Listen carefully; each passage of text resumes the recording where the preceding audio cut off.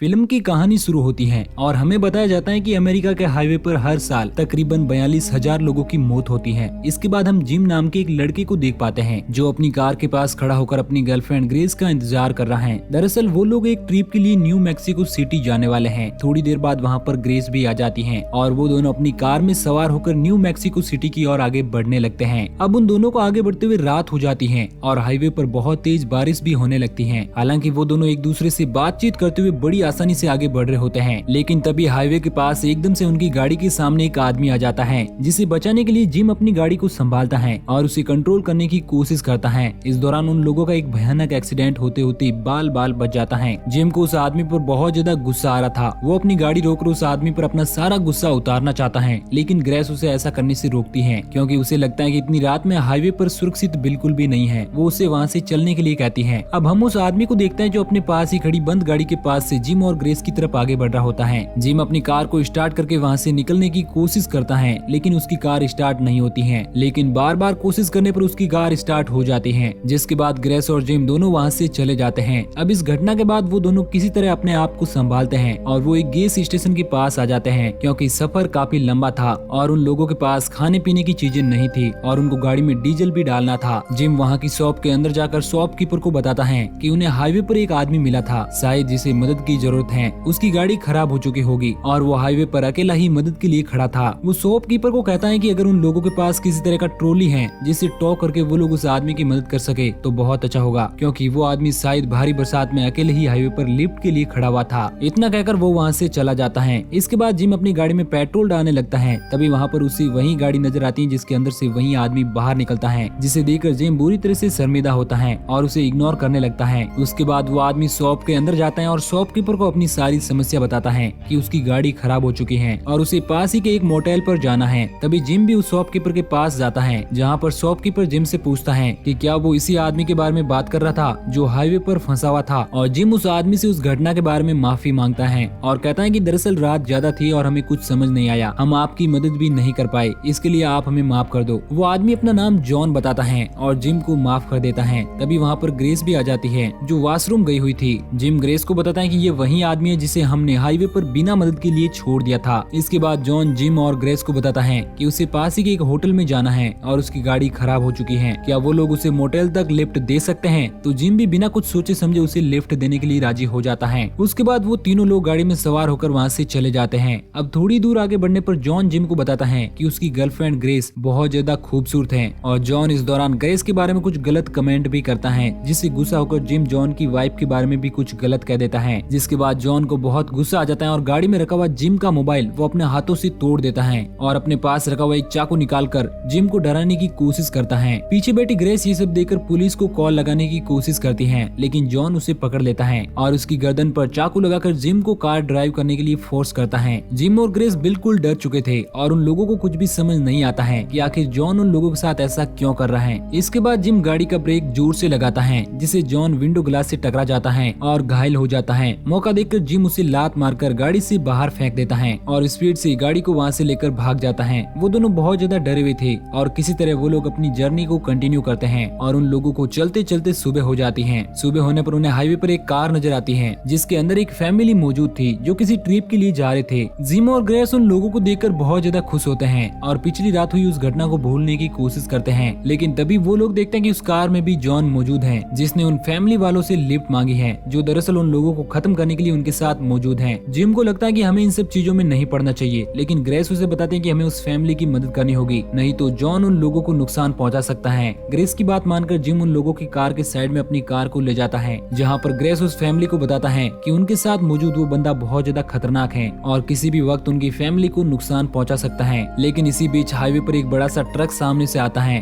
और जिम उससे बचने के लिए अपनी कार को कंट्रोल करने की कोशिश करता है, लेकिन वो कार हाईवे से नीचे उतरकर खाई के पास आकर गिर जाती है और उनका बहुत ही खतरनाक एक्सीडेंट हो जाता है। हालांकि इस दौरान ग्रेस और जिम दोनों ठीक ठाक थे, लेकिन अब उन लोगों के पास शहर की तरफ आगे बढ़ने के लिए कोई भी ऑप्शन नहीं था और वो लोग पैदल ही शहर की तरफ आगे बढ़ने लगते हैं और हाईवे पर आने जाने वाली गाड़ियों से लिफ्ट मांगने की कोशिश करते हैं, लेकिन कोई भी उन लोगों को लिफ्ट नहीं देता है। अब वो दोनों पैदल ही शहर की तरफ आगे बढ़ने लगते हैं, जहाँ रास्ते में उन्हें वही गाड़ी नजर आती है जिसके अंदर वो फैमिली मौजूद थी जिनके साथ जॉन भी था। वो गाड़ी हाईवे के साइड पर ही खड़ी हुई थी, जिसके पास जाकर देखने पर जिम और ग्रेस को पता चलता है कि जॉन ने सभी फैमिली मेंबर को बड़ी ही बेरहमी से खत्म कर दिया है और सिर्फ एक आदमी ही अभी जिंदा बचा हुआ है और वो भी बहुत ज्यादा घायल है। जिम और ग्रेस उसी गाड़ी में उस आदमी को बिठाकर वहाँ से हॉस्पिटल की तरफ आगे बढ़ने लगते हैं, लेकिन उस आदमी की हालत बहुत ज्यादा खराब होने लगती है। जिम एक रेस्टोरेंट के पास आकर अपनी गाड़ी रोकता है और वो ग्रेस को कहता है कि वो अंदर जाकर पुलिस को फोन करके बुलाएगा और वो उसी गाड़ी में बैठकर उस आदमी का बहरा खून रोकने की कोशिश करने लगता है। ग्रेस रेस्टोरेंट में जाकर एक वेटर को कहती है कि वो जल्द ही पुलिस को फोन लगाए। इतना कहकर वो वॉशरूम के लिए चली जाती है, जहाँ उसे एक बार फिर से जॉन की गाड़ी नजर आती है तो वो उसी वॉशरूम में छिप जाती है। लेकिन थोड़ी देर बाद वहाँ पर पुलिस वाला आ जाता है जो उसे गन पॉइंट पर ले लेता है और वहाँ पर और भी पुलिस वाले आ जाते हैं जो जिम और ग्रेस दोनों को गिरफ्तार कर लेते हैं। हालांकि इस दौरान ग्रेस और जिम उन लोगों को बताने की कोशिश करते हैं कि वो तो सिर्फ उस आदमी की मदद कर रहे थे, उन लोगों ने उसे नहीं मारा। लेकिन पुलिस वाले उनकी कोई भी बात नहीं सुनते हैं और उन दोनों को पुलिस स्टेशन ले जाते हैं, जहाँ पर उन पुलिस वालों को ग्रेस से पूछताछ करने पर कुछ भी पता नहीं चलता है। ग्रेस उन्हें बताते हैं कि उन लोगों ने उस फैमिली को नहीं मारा, उन लोगों को जॉन नाम के एक आदमी ने मारा है जो एक साइको किलर है। लेकिन पुलिस वाले उन लोगों की कोई बात नहीं मानते और वो पुलिस वाले थोड़ी देर बाद वहाँ से चले जाते हैं। इसके बाद हम जॉन को देख पाते हैं जो अब उसी पुलिस स्टेशन में आ चुका है, जो जिम के पास जाता है जिसे एक अलग सेल में रखा गया था और उसे मारने की कोशिश करता है। लेकिन तभी वहाँ पर ग्रेस आ जाती है, जिसे वहाँ पर बहुत सारे पुलिस ऑफिसर की डेड बॉडी नजर आती है जिन्हें जॉन ने ही बड़ी ही बेरहमी से खत्म कर दिया था। ग्रेस वहाँ पर एक पुलिस वाले की गन को जॉन पर पॉइंट कर देती है और जिम को वहाँ से लेकर भाग जाती है। इसके बाद हमें पुलिस स्टेशन का सीन दिखाया जाता है जहाँ पर कुछ बड़े बड़े पुलिस अधिकारी आ चुके हैं। उन्हीं में से एक पुलिस वाला अपने सारे साथियों को बताता है कि जिम और ग्रेस दोनों ही इतने खूंखार अपराधी नहीं है और इनका पिछला भी कोई रिकॉर्ड ऐसा नहीं है कि वो लोग इतनी बेरहमी से इन पुलिस वालों को खत्म कर दे। वो पुलिस वाला बताता है कि शायद इन पुलिस ऑफिसर को किसी तीसरे आदमी ने खत्म किया है जो शायद जिम और ग्रेस को भी खत्म करने की कोशिश कर रहा है। वहीं दूसरी तरफ हम जिम और ग्रेस को देखते हैं जो भागते भागते एक जगह पर छिपे होते हैं। तभी वहाँ पर उन्हें एक पुलिस की जीप आती हुई नजर आती है जिसके अंदर से एक पुलिस वाला बाहर निकलता है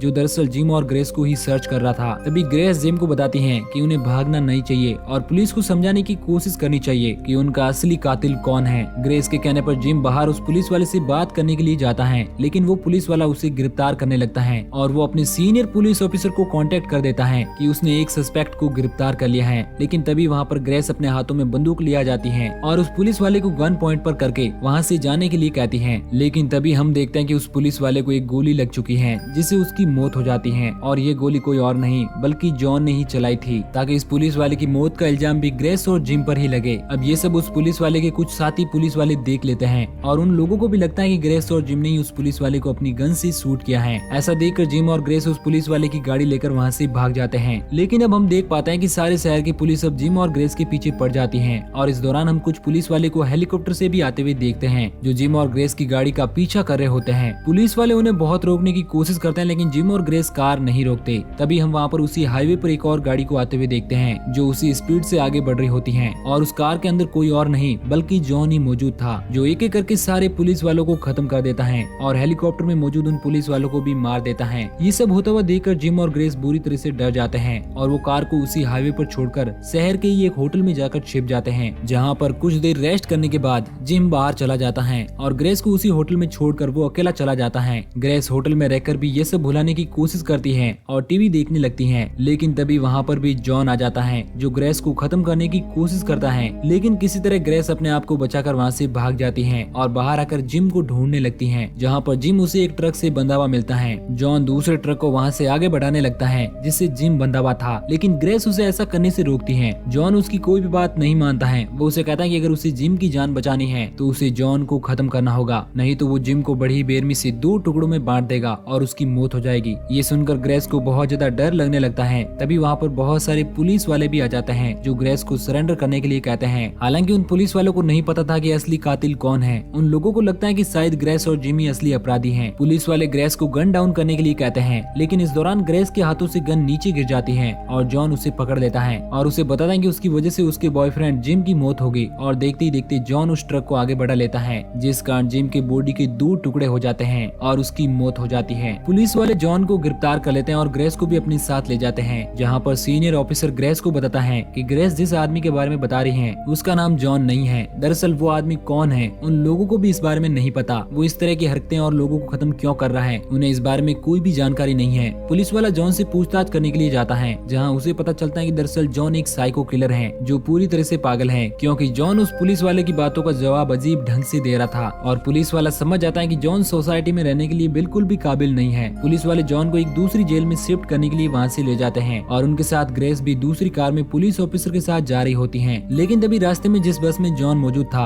वो अपने हाथ के एक अंगूठे को तोड़कर अपनी हथकड़ियां खोल लेता है और बस में बैठे हुए पुलिस वाले को बड़ी बेरहमी से खत्म करके और वहाँ से भागने की कोशिश करता है, जिससे उस बस का बहुत बड़ा एक्सीडेंट हो जाता है और उसी बस से ग्रेस और उस पुलिस ऑफिसर की गाड़ी की टक्कर हो जाती है। इस बात से गुस्सा होकर ग्रेस अब आग बबूला हो जाती है और वो किसी भी कीमत पर जॉन को मारना चाहती है। वो उस पुलिस ऑफिसर की गन लेकर जॉन को मारने के लिए आगे बढ़ती है और वो उस बस के पास जाती है जिसके अंदर जॉन मौजूद था। जैसे ही वो बस का गेट खोलती है तो अंदर मौजूद जॉन उसे पकड़कर उसी बस के अंदर कैद कर देता है और एक्सीडेंट के कारण उस बस का डीजल लीक होने लगता है और इस कारण उस बस में एक बहुत बड़ा ब्लास्ट हो जाता है और इस तरह से जॉन आजाद हो जाता है और वो उस पुलिस ऑफिसर को भी अपनी गन से शूट करके वहीं पर खत्म कर देता है। लेकिन थोड़ी देर बाद हम देखते हैं कि ग्रेस अभी मरी नहीं थी। वो उस जलती हुई बस से बाहर निकलती है और अपने हाथों में रखी हुई एक शॉर्ट गन की मदद से वो जॉन को उसी हाईवे पर मार गिराती है और अपने बॉयफ्रेंड जिम की मौत का बदला ले लेती है। और इसी के साथ ये मूवी यहीं पर एंड हो जाती है।